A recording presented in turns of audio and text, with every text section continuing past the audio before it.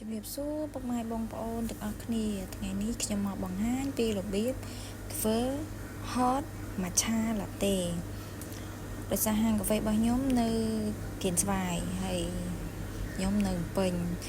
តពេលថ្ងៃមួយខ្ញុំចង់ញ៉ាំhot matcha latte ហ្នឹងក៏ទៅទិញកន្លែងគេតែគាត់ថាមិនមែនជាហាងធំទេកន្លែងតូចល្មមដែរអញ្ចឹងណាហើយគាត់ថាគាត់អត់ចេះធ្វើ hot matcha latte ហ្នឹងទេគាត់ចេះធ្វើតែត្រជាក់អូខេឥឡូវខ្ញុំមកបង្ហាញតែពិតអត់ពិបាកធ្វើទេយើងធ្វើដូចតកាហ្វេ hot latte ដែរហ្នឹងមានអីពិបាកនេះអូខេដំបូងយើងដាក់ម្សៅ matcha ហ្នឹងមកហើយយើងលាយមួយទឹកក្តៅបន្តិចហើយសម្រាប់ខ្ញុំចូលចិត្តញ៉ាំជាមួយនឹង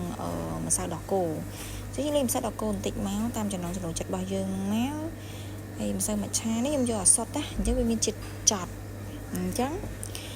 តើយើងលាយជាមួយនឹងម្សៅដោះគោបន្តិចមកដល់វាមានជាតិខ្ទិះឈ្ងុយហើយយើងចង់ផ្អែមយើងដាក់ស្ករមក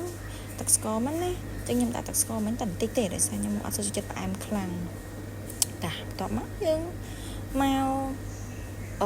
steam ដោះគោនេះឃើញអត់មានអីបាក់ steam ដោះគោមកដោះគោនេះយើងត្រូវវាត្រជាក់ណាបាទយើង steam ឡើងល្អដោយសារតែដោះគោនេះយើងប្រើតែដោះគោអត់តែដោះគោស្រស់ទេយើងប្រើតែដោះគោកតាហោពេលចឹងទៅsteam វាអត់សូវឡើង smooth cream ល្អទេដោយសារនៅយើងលែងប្រើតែដោះគោផ្ទះលេខ2ពេលអញ្ចឹងយើងប្រើអាដបនឹងឯងហើយសម្រាប់ដោះគោខ្មែរឥឡូវដាច់ stock បបាក់រកទិញមែនតើ